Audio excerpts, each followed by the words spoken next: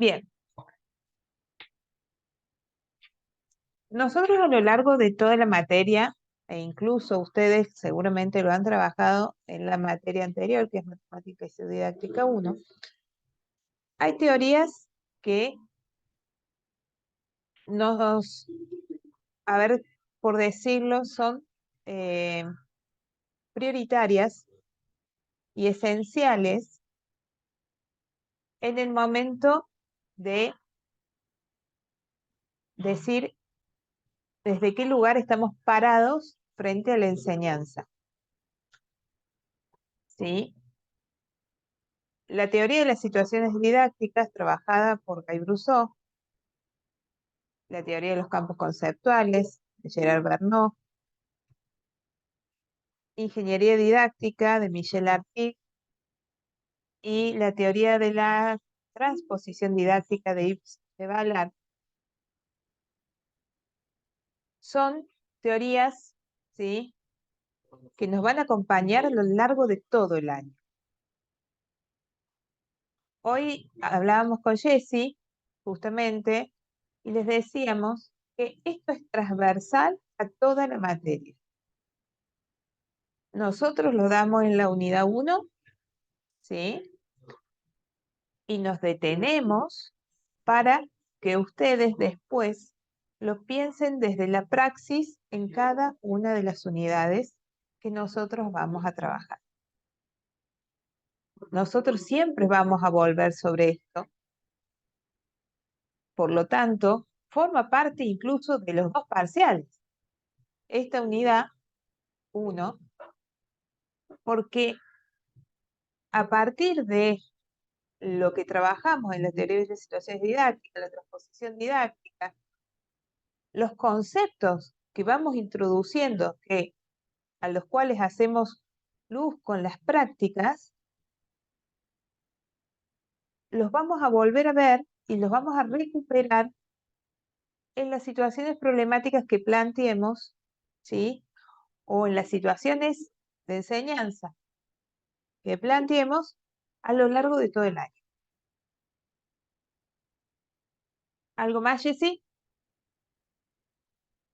Creo que no. No. Bien. Vamos bien. Yo pregunto por las dudas porque, viste, por ahí me voy por las ramas y me olvido. Bien. Vamos a empezar con el principio. Bueno, yo les cuento que todos esos autores que nosotros que nombré recién yo, son franceses, ¿sí?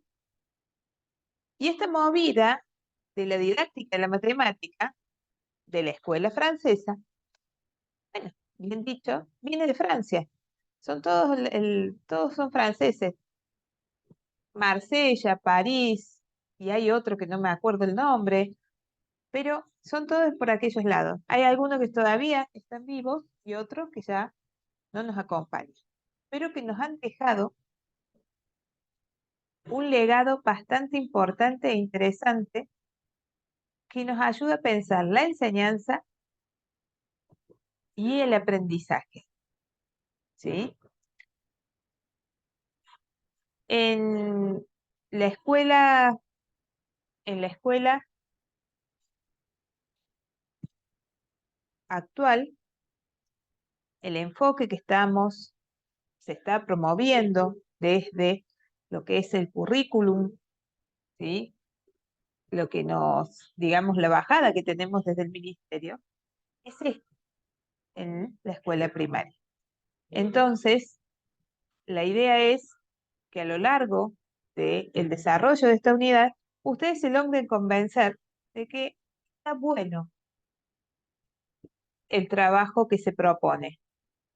Y vamos a trabajarlo, por eso lo vamos a trabajar a lo largo de todo el año también, ¿no? Para que le vayan encontrando sentido a lo que nosotros vamos diciendo hoy. La Escuela de la Didáctica de la Matemática surge en Francia y surge cuando empiezan a ver que la reforma de la matemática moderna empezó a hacer agua, ¿sí? Empezaron a analizar estos didactas empezaron a analizar cuestiones que dijeron, esto no va, porque lo pensaron para mejorar y verdaderamente lo que hicieron fue complejizar la enseñanza sin pensar en el aprendizaje del otro.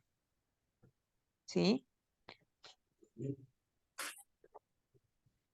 Por eso surge lo que es la didáctica de la matemática francesa.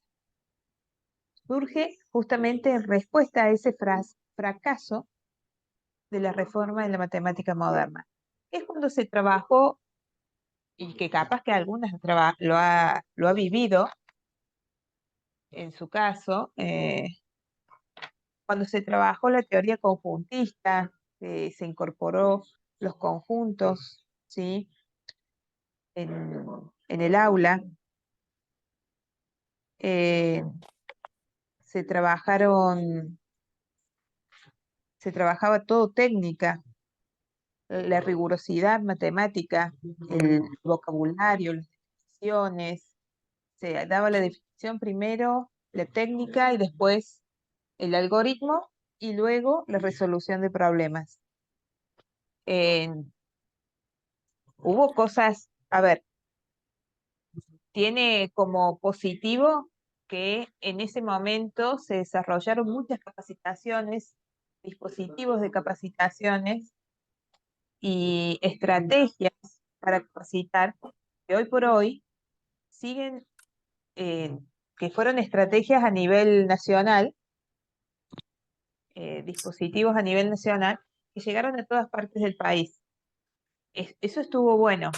Y eso lo han dejado, ojo, se dejó. Pero, eh, sinceramente, se deformaron demasiado en el afán de la transposición didáctica y de tratar de mejorar el ingreso, digamos, el ingreso a las universidades, el desarrollo, eh, como que no tuvieron en cuenta verdaderamente lo que era el aprendizaje. Entonces ahí es cuando esa fue la pata floja, digamos, de la reforma. A palabras Siempre, perdón, solo te corté. de Siempre hay que pensar como que los modelos que se fueron formando matemáticos y los enfoques se vieron como una necesidad, a un cambio, a algo que en ese momento se pensó que estaba fallando, o quizás la palabra sería que estaba mal, ¿sí? La matemática moderna, como mencionó la profe, fue una de las teorías que se quiso aplicar donde se pensaba al alumno como un futuro matemático, ¿sí? Porque esto viene todo que son matemáticos franceses y viene europeo, que es como charlábamos hoy en la mañana, siempre hay como disputas sociales y en este enfoque que se fue desarrollando, pensaban que se hacían una matemática más disciplinaria, donde se enfocaban en los conjuntos, en las teorías, en las demostraciones, en que los alumnos aplicaran, serían mejores matemáticos a futuro. Pero también y todo viene, se pensaba en un solo modelo de alumnos, no en sí, todos. Entonces, bueno, eso llevó años construirlo, años que se llevaron a cabo y también años donde se reflexionó a ver dónde estaba fallando, ¿sí? También tenemos que pensar que acá, como todo, así como decimos, la tecnología llega tarde, también los enfoques se fueron aplicando de forma tardía en nuestro país. Por eso es fíjense que en el que 80 ya allá se recién empieza a acá gestar, ya se un empieza a nuevo gestar modelo. la didáctica de la matemática francesa. Y acá estaba llegando la reforma de la matemática moderna, ¿sí? Es todo un tema. Sí, nosotros adoptamos esa reforma, siendo que ya en Europa ya la estaban sacando porque se habían dado cuenta que no servía, porque ellos querían reducir la brecha universitaria, justamente como dicen, querían que salieran matemáticos, y dando más técnicas dando más el trabajo más riguroso desde la matemática, como el matemático, no lo lograron, se dieron cuenta que no lo lograron. Y todo fue por o sea, las malas lenguas dicen que todo tiene que ver con el tema de cuándo llega el hombre a la luna. ¿Y quién llega a la luna? ¿Sí? Hay una disputa entre Rusia y Estados Unidos. ¿Sí? La reforma de la matemática moderna nace en Rusia. ¿Por qué nace en Rusia? Porque los estadounidenses llegaron, ¿sí?, a la luna. Entonces dicen, ¿por qué ellos tienen mejores matemáticos que nosotros? Porque obviamente los matemáticos son los que hacen los cálculos, porque hay personas más inteligentes y por eso modifican lo que es la matemática, ¿no? Para aclarando esto. Entonces dice, hay que hacer alguna reforma en la educación. Se reforman varias cosas y ahí llega la reforma de la matemática moderna. Pensando en esto, se piensa en modificar la universidad, digamos, el pasaje de nivel secundario de la universidad, pero también terminó tocando a lo que es el nivel primario. Es muy loco, pero viene de ahí, viene de una disputa de años. Y estos movimientos surgen de ese tipo de situaciones. Ellos ven esta situación y responden, dice, bueno, hay que mejorar en esto porque tenemos que ser mejores. Y para esa decisión, los matemáticos propusieron esto, pero pensando en la enseñanza y no pensando en el aprendizaje del otro, ¿sí? Porque pensaron en el aprendizaje de algunos y no de todos, ¿sí? Bien, ¿qué pasa?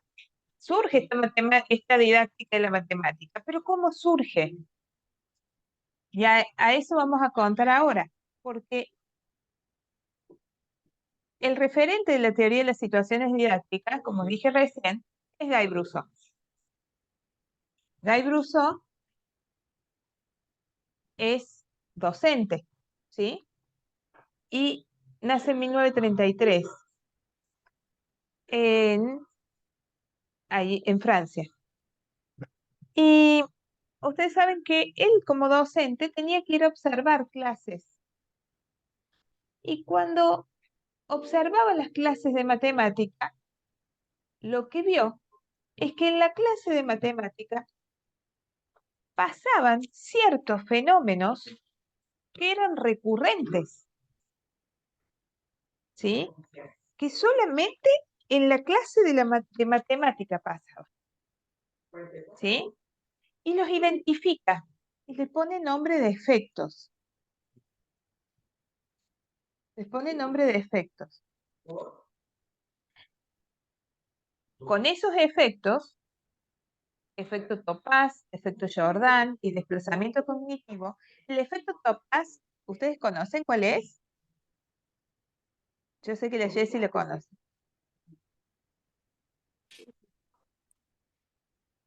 Jofre, Jessica, De algo me acuerdo, pero no me acuerdo cuál era. No me acuerdo, profe.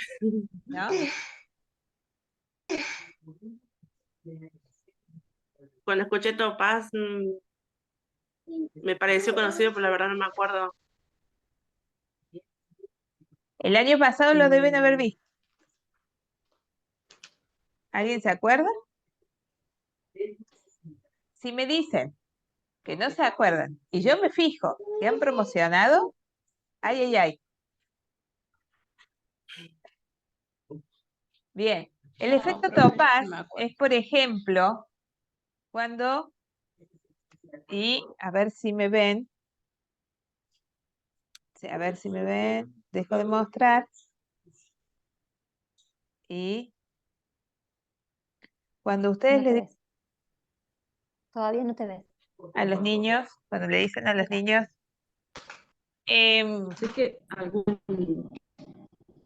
¿cómo? cuando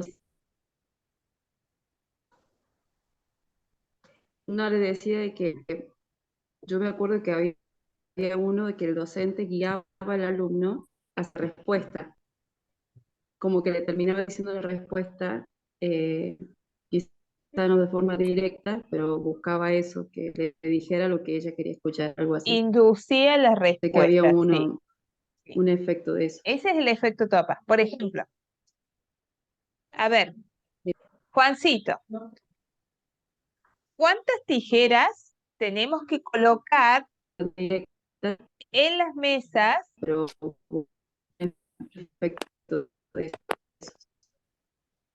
A ver, ¿cuántas tijeras tendríamos que colocar? Tendríamos que traer para que cada uno de los niños del aula, tendríamos que ir a buscar a dirección para que cada uno de los niños del aula tenga una tijera. Juancito no sabe qué hacer. ¿Qué harían? ¿Qué tendría que hacer Juancito? Algunos le puede decir, señor, vamos y buscamos todas las que tenemos, todas las que tiene la directora, y las repartimos y después las devolvemos, lo que sobraron. Otro puede decir, voy y busco un montoncito, señor, y bueno, y si no me alcanza, voy y busco de nuevo. Entonces, eso puede ser que hagamos. Pero si yo les digo, solamente en un viaje podemos ir a buscar las tijeras, ¿sí? Entonces, yo ya le estoy dando una limitación. Solamente en un viaje podemos ir a buscar. O sea que no podemos llevar tampoco para devolver. Así que o no podemos traer de poco o no podemos traer muchas. Entonces yo le digo, Juancito, podemos hacer... ¿Qué le estoy diciendo? ¿Ustedes me ven? Porque yo no les veo a ustedes, pero ¿qué le estoy Sí, haciendo? ¿A qué estoy induciendo? contar. A contar.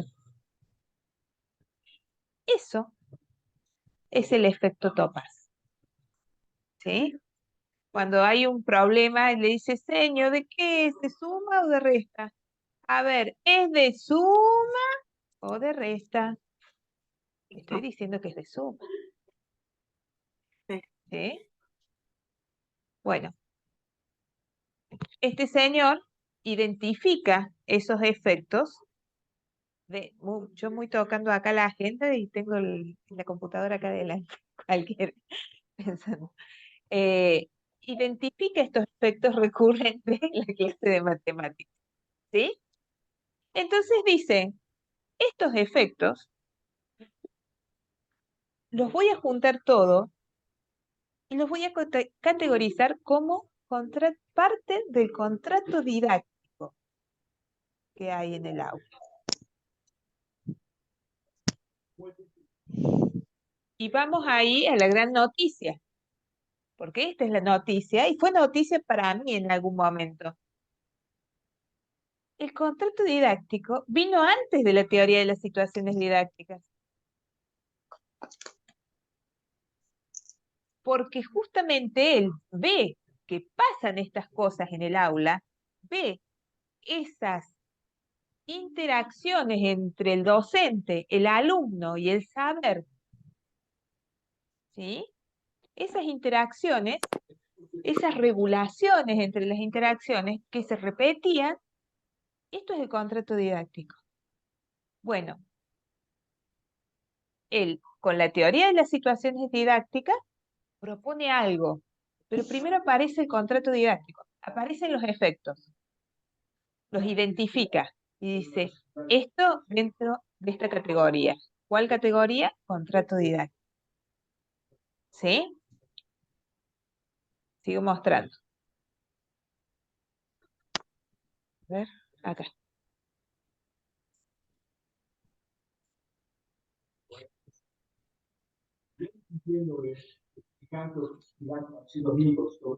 Bien, entonces, él incorpora este término, que es contrato didáctico. Quiero Esperen, acá. Ahí, pero quiero mover esto. Ahí. Bien, acá abajo.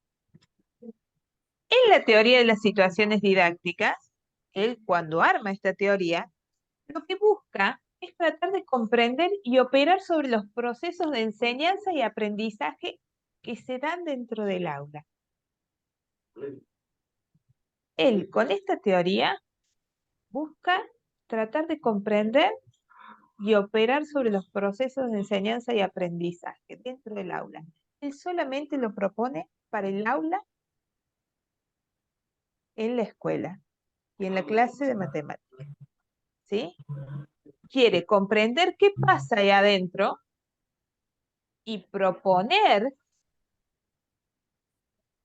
ciertas condiciones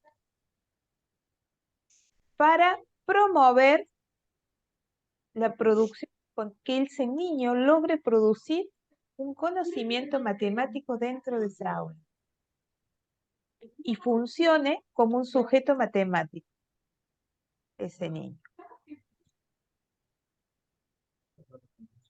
La teoría de las situaciones didácticas intenta estudiar bajo qué condiciones los alumnos pueden producir ideas propias y producir conocimientos matemáticos en el aula.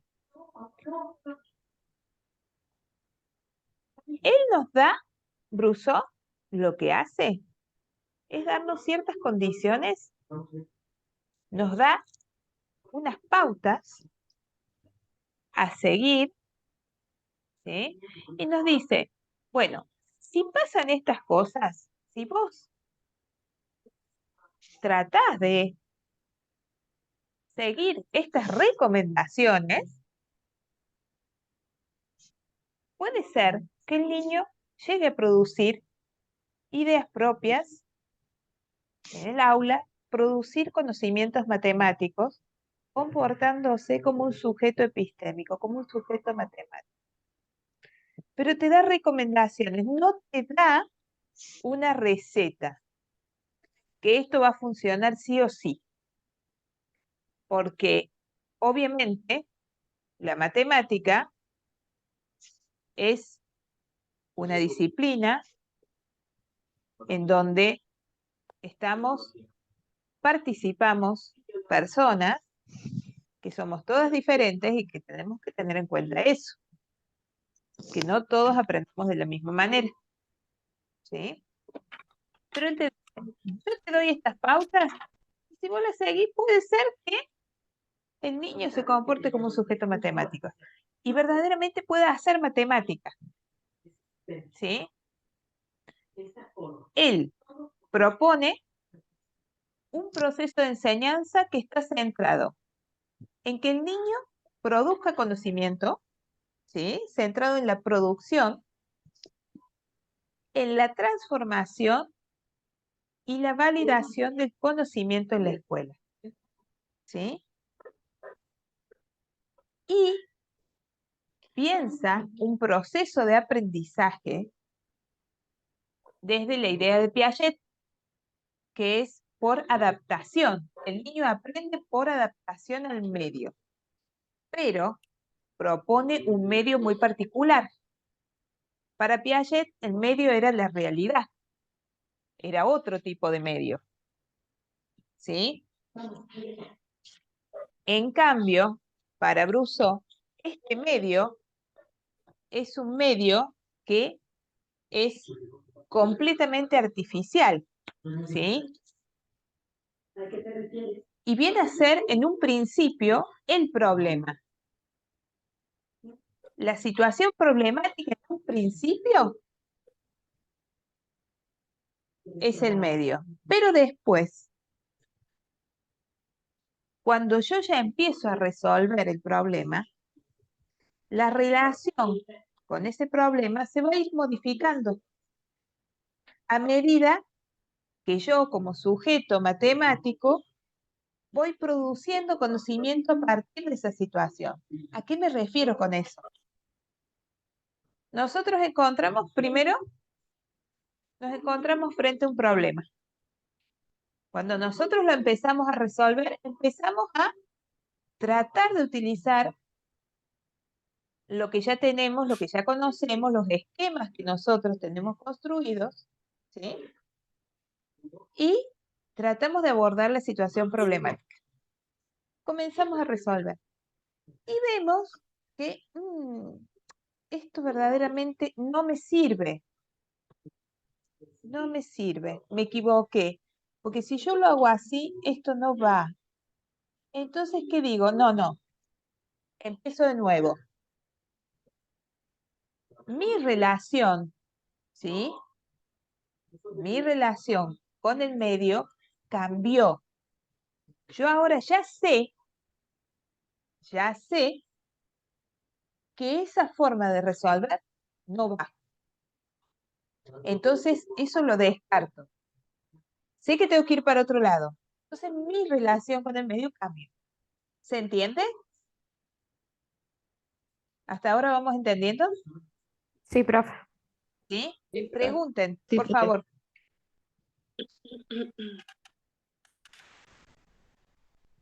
Bien.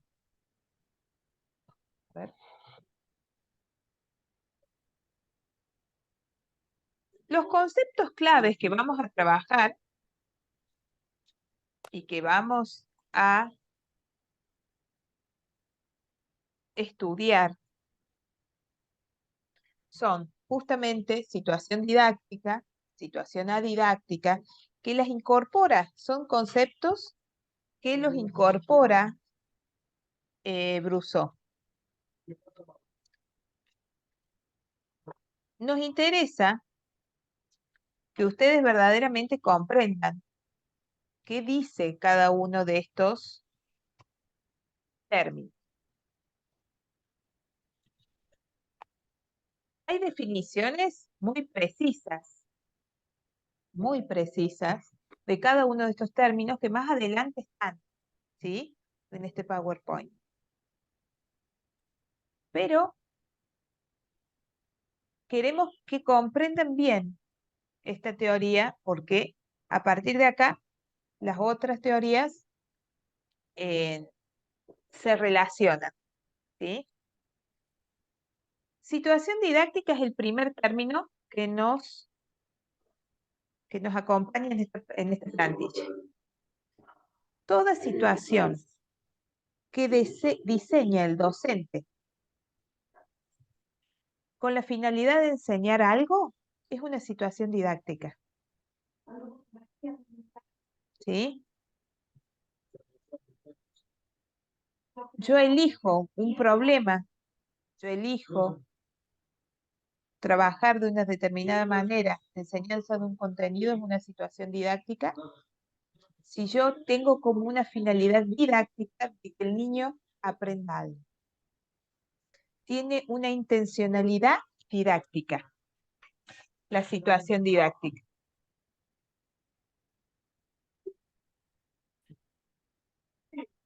Una intencionalidad didáctica. La situación adidáctica, y acá vuelvo a repetir lo que dije esta mañana, pero lo dije en otro momento, no estoy de acuerdo que se llame situación didáctica porque me da la impresión de clasificación. Porque uno relaciona situación didáctica como el A, como una palabra que te introduce el no. Te dice que incluso cuando no me estudian para rendir el final, me ponen, es una situación que no es didáctica. La situación didáctica. ¿Sí? Lo ponen así. No se sorprendan, no abran la boca, no digan, uy, qué burro, fue el otro. No, pero es así, pasa. Y demasiadas veces pasa.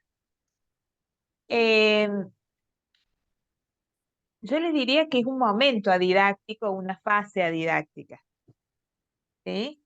Me gusta más Mabel Rodríguez, en el texto que nosotros les proponemos de lectura, la nombra como fase o momento didáctico. No me acuerdo bien, Jessy, corregime si me equivoco. Sí, como un momento. Momento didáctico, Momento, me sí. parece que lo menciona. Sí. En ese momento didáctico, ¿sí? El niño, ¿sí? Es el momento en que el niño interacciona con el medio, ¿sí? Interacciona con el problema. Es parte de la situación didáctica. Yo ya la diseñé la situación didáctica. Y la situación didáctica es parte. Es ese momento en que el niño interacciona con el problema, ¿sí? Trata de resolver la situación problemática y el docente observa, acompaña, devuelve en el caso de que se complejice, pero el docente está apartado, no se nota, en ese momento no se nota la intencionalidad didáctica. En ese momento de las interacciones del alumno con el medio, el niño se está comportando como un sujeto matemático, porque quiere resolver el problema, ¿sí?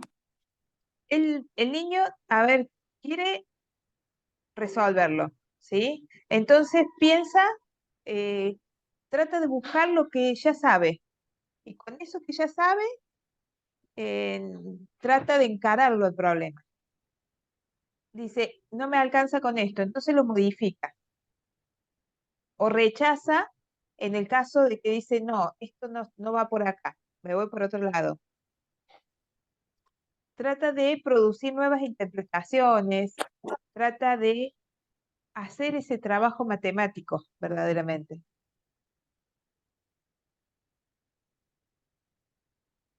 La situación didáctica, justamente, adidáctica, justamente, es esa, es el momento didáctico, ¿sí?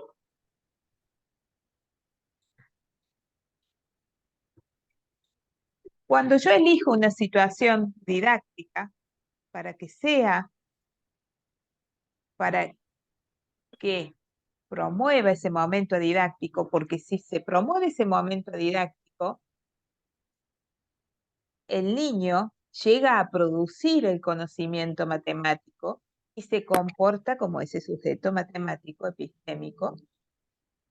Y yo más adelante, a ese conocimiento que produjo, lo puedo llegar a institucionalizar como saber. Pero no toda situación didáctica va a ser situación didáctica. Tiene que tener ciertas condiciones, ¿sí? Entre esas condiciones tiene que haber variedad, tiene que tener posibilidad de variedad de estrategias de ese niño, de poder encarar el Y problema. Dale. hay algo muy importante que charlábamos con la profe Sole cuando leíamos los textos, de que acá tiene mucho que ver en cómo se va a diferenciar una situación didáctica a una situación didáctica, en cómo lo gestiona el docente, ¿sí? A veces, cuando estamos gestionando, pensamos que estamos haciendo, vamos a trabajar a partir de un momento didáctico, ¿sí? En la gestión, en cómo lo llevamos al aula, deja de ser didáctico y pasa a ser simplemente una situación didáctica. ¿Por qué? Porque quizás nosotros ya inducimos cómo resolver esa situación, o Ese quizás efecto hicimos una Topaz. seña, una mueca, ese efecto Topaz, entonces me lleva a que ese momento didáctico que yo había planificado para mi clase ya sea un momento didáctico, ¿sí? Entonces algo muy importante es la gestión de cómo lo vamos a llevar a cabo. Eso quería agregar, perdón que te corte. Perfecto, no, justamente puede ser que nosotros elijamos una situación didáctica, tiene que cumplir ciertas condiciones para que sea didáctica, ¿no?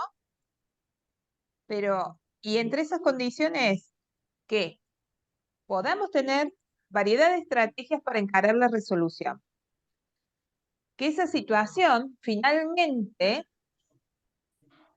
lleve a la producción del conocimiento, matemático del que yo quiero enseñar.